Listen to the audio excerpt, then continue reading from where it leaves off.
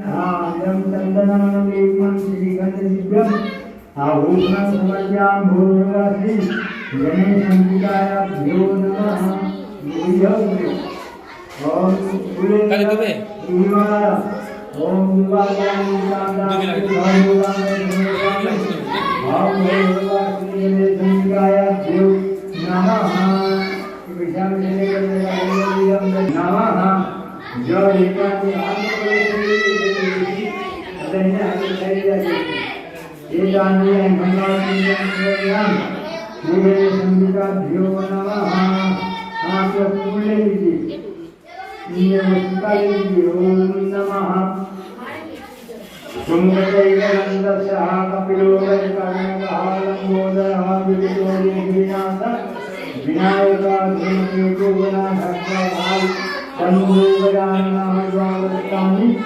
नामानि पठन्त सुरनयां विद्यान्वे विगाहेजा चन्द्रामे सुन्दरेदेव मेघसञ्जायितामो भूर्भुवस्सुरसंहिताभ्यो नमो नमः। सर्वेन्द्राय वीरवेदान्य गुणात्मने समर्पयामि श्रीगणेशसंहिताभ्यो नमः। ओम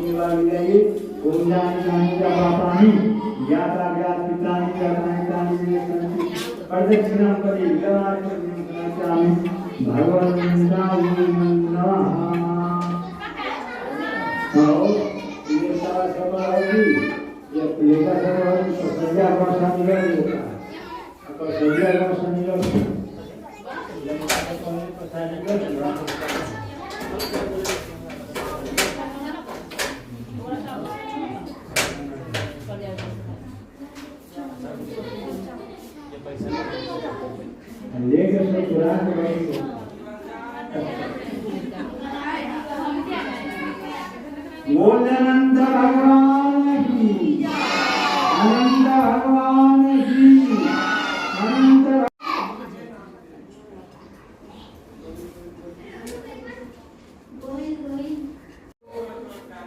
कहते हैं कि महाराज कलयुग में सब लोग पाप कर्म में निमित्त हो जाएंगे, धर्म को भूल जाएंगे। इसलिए कौन ऐसा का देवता का पूजन किया जाए, कौन सा भक्त किया जाए जिसको करने से सबको मनोवांछित। श्री सूजी महाराज कहते हैं कि हे मुनिगण, आप लोग धन्य है तो संसार के हितार्थ के लिए कह रहे हैं। तो सुनिए, बताते हैं। एक अनंत नाम का भक्त है, जिस भक्त को करने से सब पाप को मुक्त करके और पुण्य प्राप्त करता और धन धाम परिपूर्ण होता है। ऋषि महात्मा लोग कहते हैं कि महाराज, यह भक्त अनंत नाम का कौन देवता है? श्री सूजी महाराज कहते हैं, अनंत उसका नाम है जिसका कोई अंत नहीं है। ये सदा विष्णु का रूप है। सब लोग महाराज की बातें हम ही लोग समझ आते हैं, आखिर और कोई इसने बात को किया है। श्री सुंदर महाराज कहते हैं द्वापर में जरासंध को मारने के लिए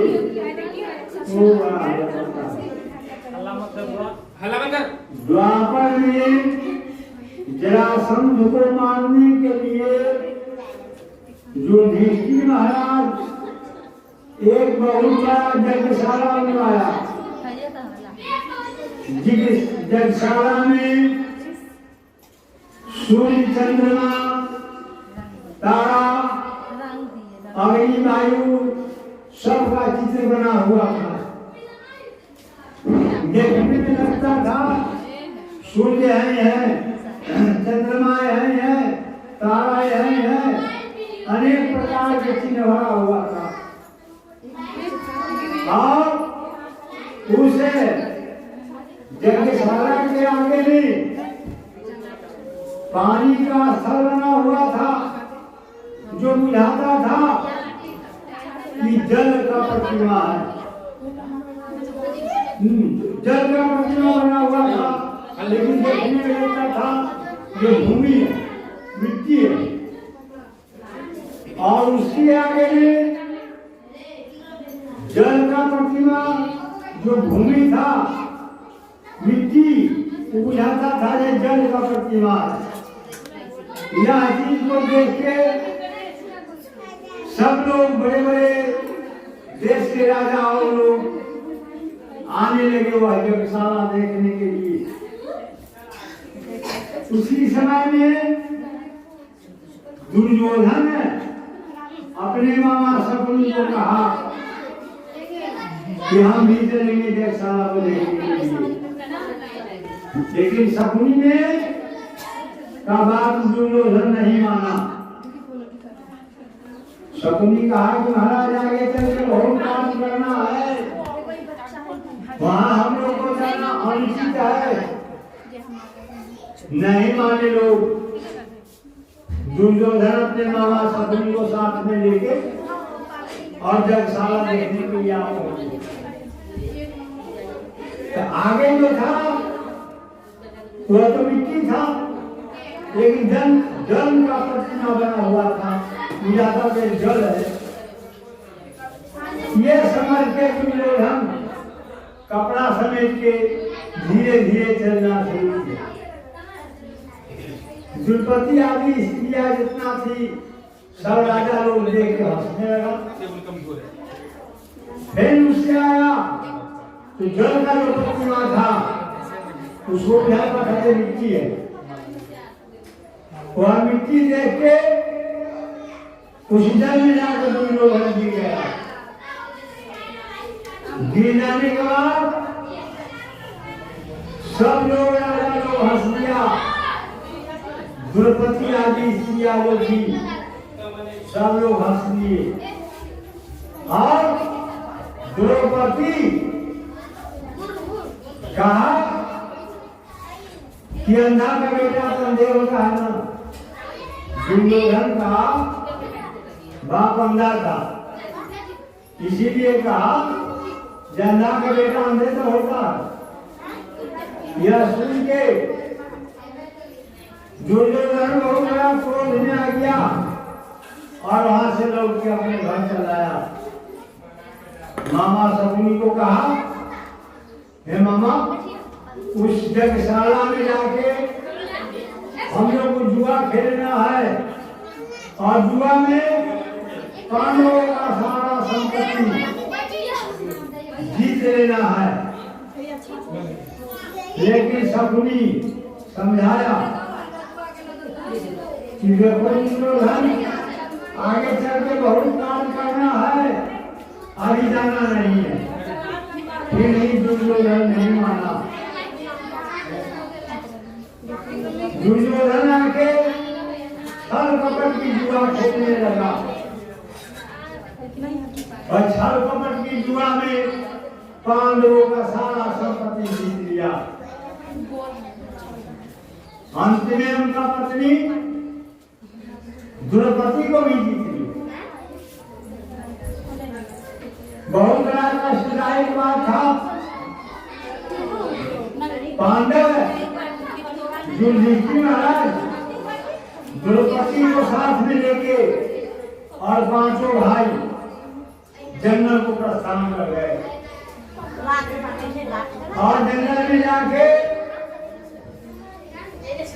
घोर कठिन कष्ट भोगने लगे। खाने के लिए घास चला के खाते थे, पानी के लिए पत्ता और घास का छाल को रोज डाले पीते थे। बहुत कष्ट हुआ।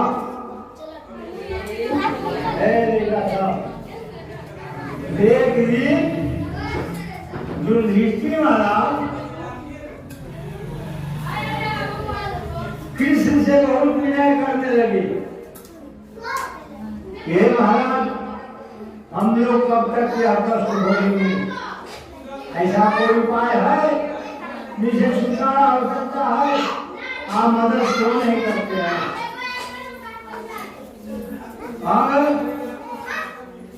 कृष्ण भगवान तो भक्त अक्षर है ना, भक्ति रक्षा में तत्पर आते हैं। अब कृष्ण प्रकट हो गए। युधिष्ठिर क्या चाहते हो? युधिष्ठिर महाराज कहा, महाराज घास की रोटी छाल की रस पी के कितना दिन जीवित रहेंगे? बहुत कष्ट है। कोई ऐसा देवता का पूजन बताइए, कोई ऐसा व्रत बताइए जिसको करने से सब दुख समाप्त हो जाए। ऐसा कोई देवता है? कोई व्रत है? श्री कृष्ण महाराज हंसने लगे।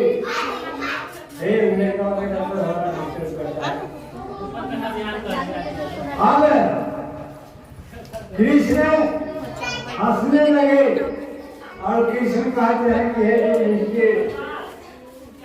यह एक अनंत नाम का व्रत है जिसको करने से सबका छुटकारा प्राप्त हो। दूसरा कोई उपाय नहीं। युधिष्ठिर महाराज कहते हैं, महाराज अनंत कौन देता है? किसका नाम है? श्री कृष्ण बताते हैं, हे युधिष्ठिर, अनंत उसका नाम है जिसका कोई अंत ना हो। उसी का नाम अनंत है और वह अनंत मैं ही हूँ।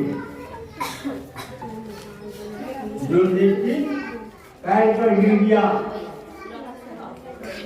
कृष्ण भगवान कहते हैं, युधिष्ठिर कल्प वृक्ष पीपल का वृक्ष जो है हमको जानो,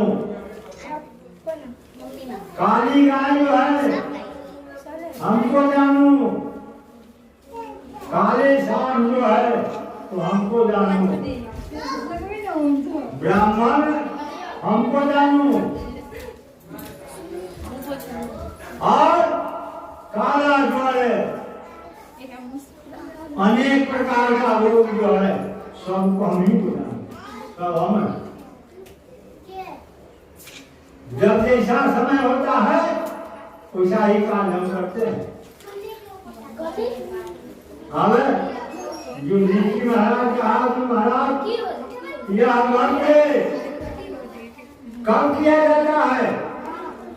कृष्ण भगवान कहते हैं, यह व्रत भादों का मास शुक्ल पक्ष चतुर्दशी तिथि को होता है। एक दिन पूर्व में एक दिन पहले गंगा स्नान करें, प्रातः काल ब्राह्मण को आमंत्रित करें,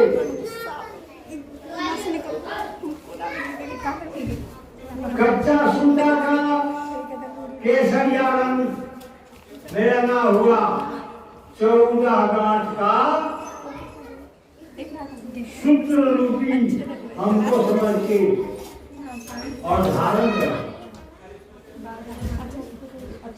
और कम से कम 14 वर्ष जरूर करे। कहीं रास्ते में जा रहे हो, अगर अनंत नहीं मान रहे हो, अगर भक्त का कथा सुनना है सुन लिया तो मान के भी धारण कर लो। रास्ते में कहीं भी स्थान में अनंत अगर टूटा हुआ गिर गया, उसको उठाओ, मस्तक पर धारण कर लो और उसको हर साल भक्त धारण करो। यह मेवा मिष्ठान पुआ भगवान जितना बनाते हो लाके पूजन की सामग्री में शामिल कर दो। पूजा समाप्त तथा समाप्त होने के बाद उसमें से आधे ब्राह्मण को दे दो, आधे आप भोजन करें और एक चाहिए राजा काल हो के पालन करे और कम से कम 14 वर्ष मारे। अगर यह करोगे तो तुम्हारा सारा कष्ट दूर हो जाएगा। युधिष्ठिर महाराज चरण में गिर गए, कहते हैं कि महाराज एक चीज और बताइए, क्या हमको यह बताइए कि व्रत हम ही को बताए कि व्रत को किया है संसार में। कृष्ण कहते हैं कि युधिष्ठिर यह व्रत सतयुग में सुमंत नाम के ब्राह्मण थे और सुमंत नाम के ब्राह्मण जो थे बहुत बड़ा विद्वान ज्ञानी थे, लेकिन उनका पत्नी जो था वह कर्कासा, वचन कुरूर बोलने वाला, किसी से झगड़ा कर लेने वाला, अनेक प्रकार के। एक समय की बात है, उनको एक पुत्री जन्म दिया जिसका नाम शीला पड़ा। वह लड़की प्रतिदिन चंद्रमा के समान बढ़ती जाए। उसका काम था प्रातः काल उठना, घर आगे बहारना, घर की आगे में नाना प्रकार की चिन्ह लिखना, अष्टकमल अनेक प्रकार के चिन्ह को लिखता था।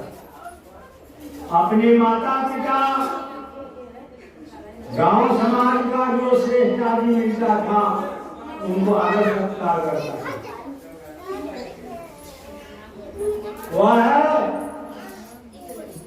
सदानंद ने मन में विचार करते थे कि ऐसे गुणवती कन्या को किसको साथ विवाह करे। लेकिन एक ऐसा समय था, एक कौंडिन्य ऋषि से पहुंच गए और वह कौंडिन्य ऋषि जो थे इंद्र के समान राजा थे, बड़े ज्ञानी विद्वान थे। कौंडिन्य ऋषि जब पहुंचे, सदानंद जी उनको दंड प्रणाम किया, कहा कि महाराज क्या आज्ञा होता है। कौंडिन्य ऋषि कहे, हे सदानंद जी, सुमंत जी, आपको पास एक कन्या है, उससे मैं विवाह करना चाहता हूँ। बड़ी खुशी के साथ सुमंत जी विवाह कर दिए कौंडिन्य ऋषि को। विवाह संपन्न होने के बाद पुत्री को बेटी जमात को दान दहेज दिया जाता है नहीं? सुमंत जी गए कहने के लिए अपने पत्नी से, अरे विवाह में संपन्न हो गया है, बेटी जमात को संतुष्ट करने के लिए कुछ दहेज देना चाहिए। लेकिन वो पत्नी उनका करकासा बिगड़ गया। कहा कि आप अपने घर की शोभा बिगाड़ को बेटी जमात को देना चाहते हैं, हमारे घर में कुछ नहीं है, जो भी था समेत बेटों को दोस्तों में बंद कर दिए और कहे कि जाके कह दीजिए उनको कि हमारे पास कुछ नहीं है। किया है अपने से जाके बेटी जमात को कह दिए महाराज तो शादी ब्याह हो गया, अपने घर जाइए, हमारे घर में कुछ नहीं है, जाको दान दे देंगे। ये बात सुन के कौंडिन्य ऋषि बड़ा उदास हो। तो आजकल तो बहुत रंग बिरंग के गाड़ी निकल गया है, नीचा के रोजना था उनके जाता बैलगाड़ी से वही बैलगाड़ी में बैठ के सुशीला को लेके कौंडिन्य ऋषि चल दिए घर, अपना घर चल दिए। जा रहे थे, कई भाद्र मास का चतुर्दशी तिथि था, बहुत से लोग अनंत भगवान को पूजा कर रहे थे। अब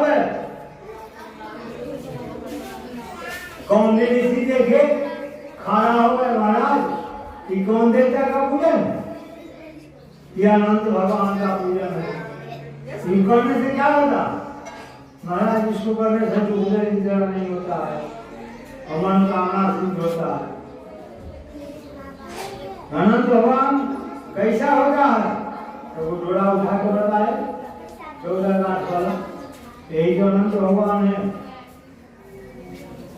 ये कच्चा सूता का है, 14 गांठ दिया हुआ, देखिए सब रूप में भगवान है। कौंडिन्य ऋषि ध्यान नहीं दिए इस पर। और सुशीला पंडित जी से कहा कि महाराज एक तो हमको भी दे दीजिए ना। पंडित जी वो निकाल के दे दिए, धारण कर दिए। लेकिन इस बात पर कौंडिन्य ऋषि को कोई ध्यान नहीं था। कुछ समय बीतने के बाद कौंडिन्य ऋषि, उनका पत्नी सुशीला जो थी खाना बना रही थी, कौंडिन्य ऋषि कहीं से आए और बगल में बैठ गए। ध्यान पड़ गया उनको 14 गांठ के सरिया रंग का सुतरूपी भगवान। अच्छा भावे पड़ गए।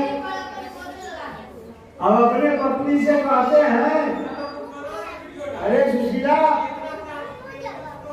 हमारे पास में हीरा रतन मोती जवाहर मणि भरा हुआ है, हम इंद्र के समान राजा है, और इतना चीज से तुमको संतुष्ट नहीं हुआ और बाप में डोरा बांध लिया है। सुशीला कहा कि महाराज ये डोरा नहीं है, क्या है? कह दिया तो अनंत भगवान है।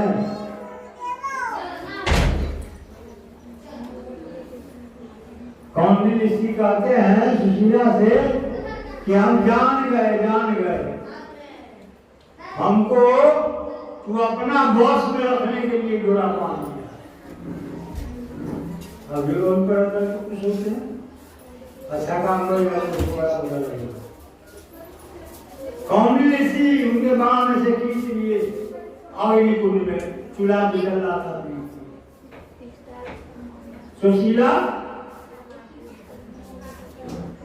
झट से पकड़ लिया, दूध में स्नान कराया, भगवान से नाना प्रकार के स्तुति करने लगा। भगवान हमारे प्रति मूर्ख है, नहीं समझ सके, इसको क्षमा कर दे। लेकिन भगवान ना खुश हो दिन में कौंडिन्य ऋषि का सारा धर्म समाप्त हो गया, कुछ नहीं बचा। ग्राम का आदमी बातचीत नहीं करता था। किसी आदमी से अगर ग्राम के आदमी बातचीत नहीं करे तो जानिए इस पर भगवान का प्रकोप है। अब बहुत कष्ट जब होने लगे, उनको शरीर में ज्वर पैदा होता था, जलन होता था। अपने शीला से कहीं, सुशीला क्या कारण है ये बहुत थोड़े दिन में सारा संपत्ति नष्ट हो गया, हमसे कोई बातचीत नहीं करता है, ये सारे शरीर में जलन पैदा हो गया, इसका कारण तुम बता सकते हो? सुशीला कहा कि हमारा हमको जो ज्ञात है कहो। तो महाराज जिस दिन से हमारा शुक्र रूपी अनंत भगवान को जो तोड़ किया अग्नि कुंड में डाल दिए हैं, उसी दिन से यह विपत्ति आ रहा है।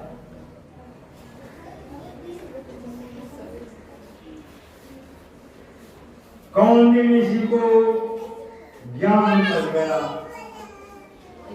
कौंडिन्य ऋषि मन में संकल्प पड़ गए कि अब अनंत भगवान हमको नहीं मिलेंगे तब तक हम मंगल नहीं करेंगे, चाहे प्राण चला जाए, लेकिन अनंत भगवान को खोजबे करेंगे।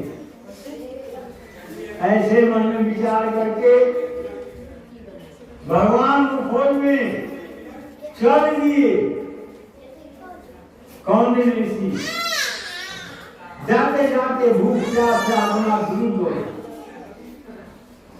एक आम का वृक्ष लेके, बहुत बड़ा वृक्ष था और फल भरा हुआ।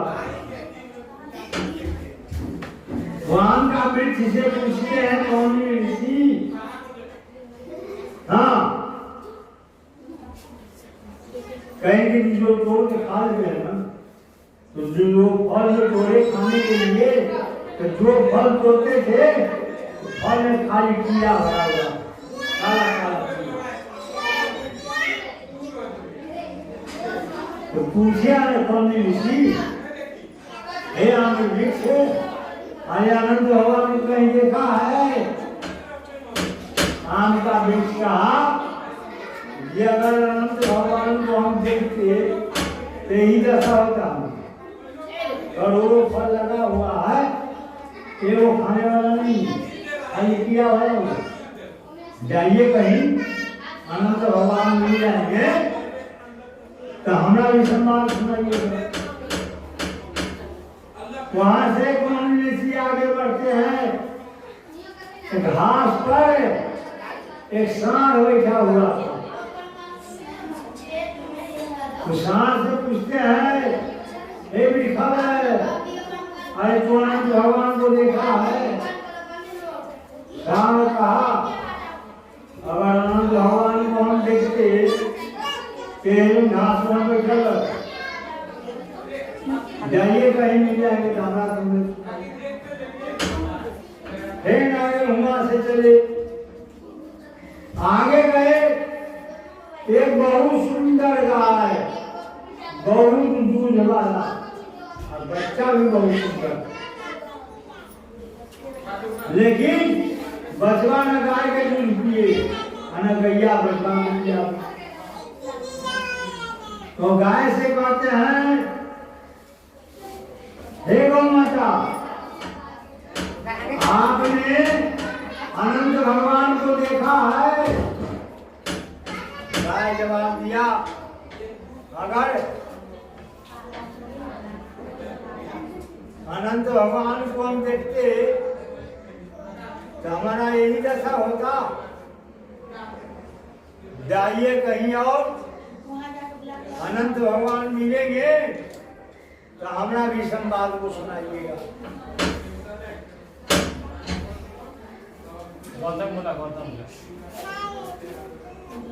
अब वहां से आगे बढ़ते हैं, तो देखते हैं क्या एक हाथी एक गधा एक ही छान में बना हुआ था। हाथी अपने में खींचता है, गधा अपने में खींच रहा है। उससे पूछते हैं, हे गजराज, अनंत भगवान के तुमने देखा है? गजराज कहा, जी महाराज, अगर अनंत भगवान को हम देखते तो गधे के छान में खींचा तो नहीं करते। जाइए आगे, कहीं मिले अनंत भगवान,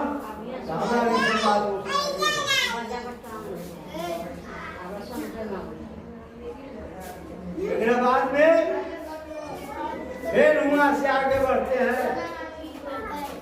दो पुष्करणी नदी, आधा दूध का धार था, आधा मलमूत्र का धार था, लेकिन दोनों आपस में सत्व मिलकर बह रहे। और पुष्करणी नदी को पूछते हैं,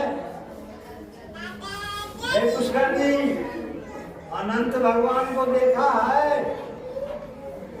पुष्करणी कहा, जब अनंत भगवान हमको मिलते मलमूत्र के धार में बहते हम। जाइए कहिए किसी को अनंत भगवान मिलेंगे तो हमारा भी संवाद को सुनाइए। फिर वहां से आगे बढ़े,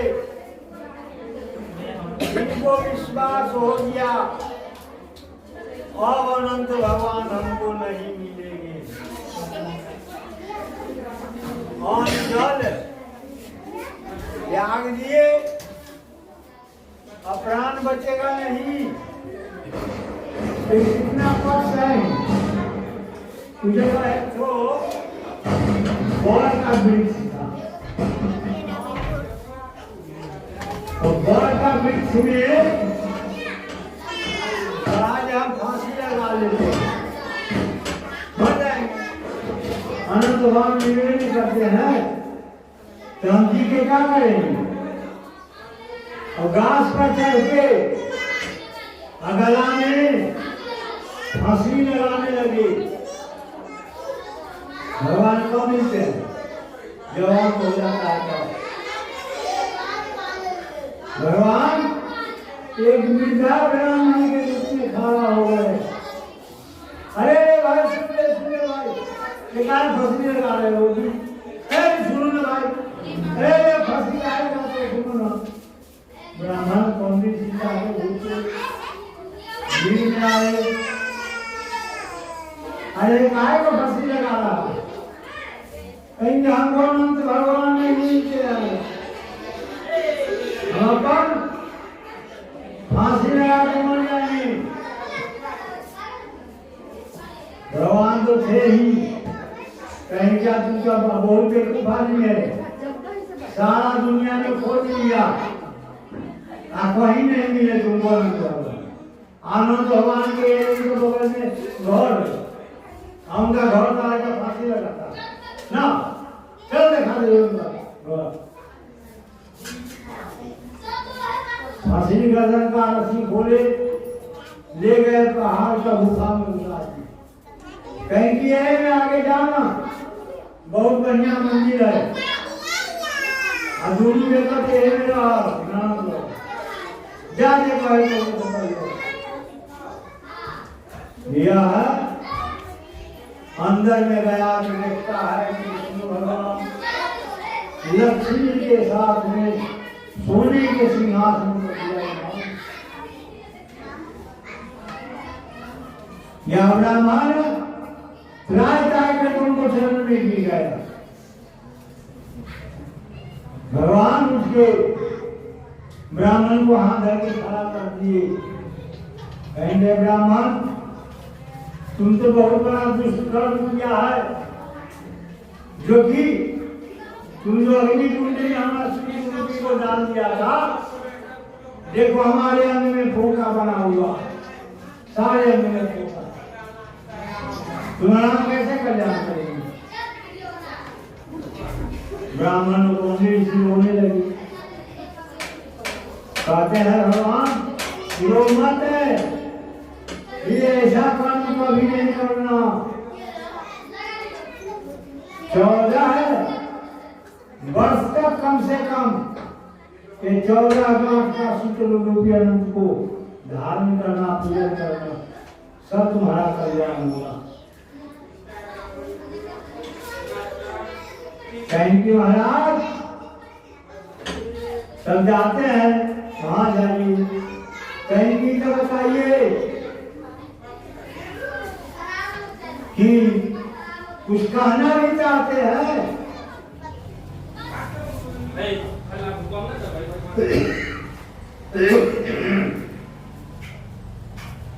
कौन भी सिखाता है कि हमारा क्या कहना चाहते हो? रास्ता में जो आम का वृक्ष मिला था, फल से भरा हुआ था, और जो भी फल तोड़े खाने के लिए सब में कीड़े किया। इसका क्या कारण बताते हैं? हे ब्राह्मण है, वह पूर्ण समय में बहुत बड़ा विद्वान ब्राह्मण था, वेद विद्या को जानने वाला, लेकिन किसी को ज्ञान नहीं दिया। जितना वेद विद्या उसको शरीर में था, सब कीड़ा बन गया। जब कहना उसका उद्धार हो जाएगा।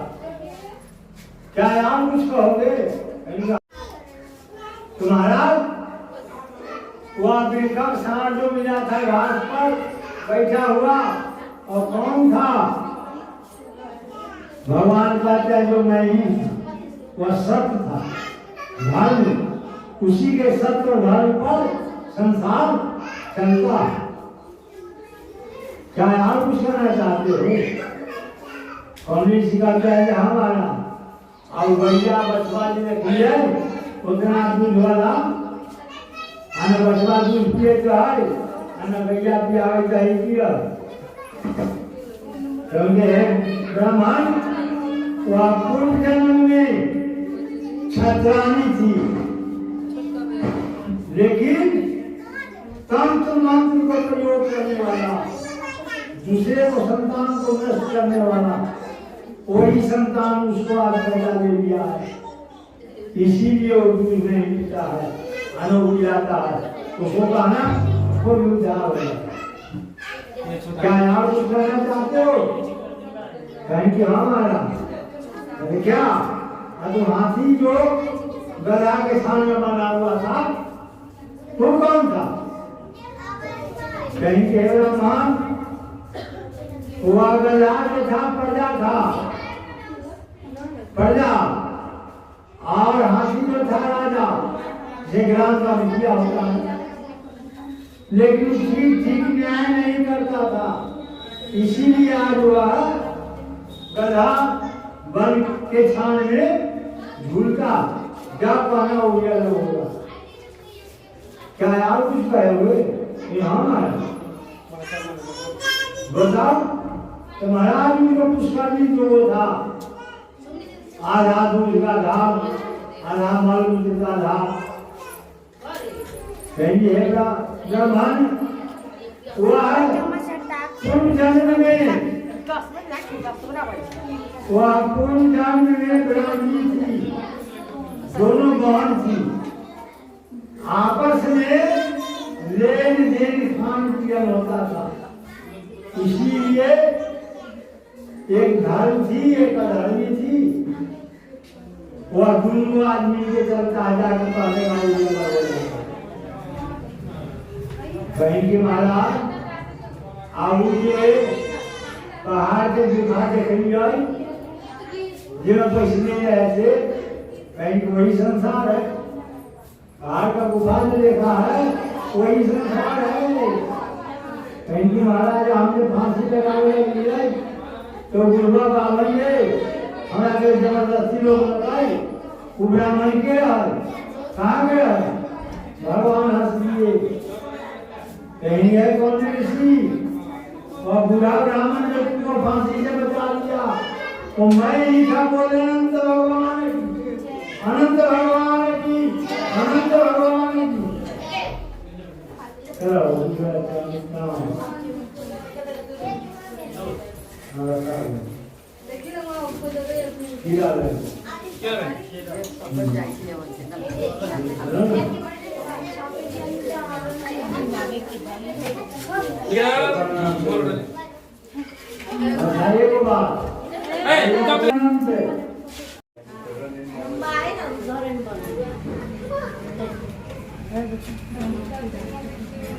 हम पूछेंगे ये कीमत था तो तू सब कहे क्षीर समुद्र ना सुनिया तो तोर आवाज में ना सुनाई देलको। हम पूछेंगे ये कीमत था हां तो तू सब कहे क्षीर समुद्र क्षीर नाम से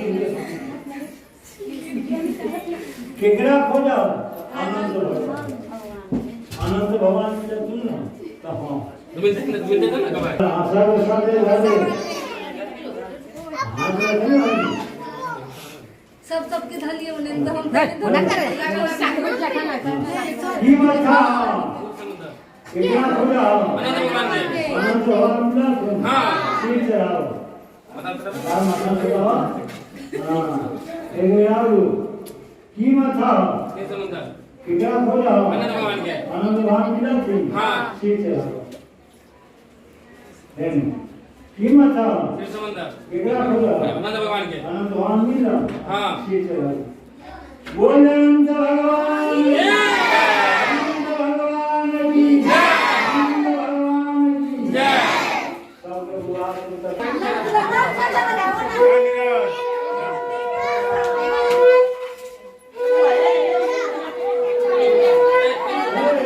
सारा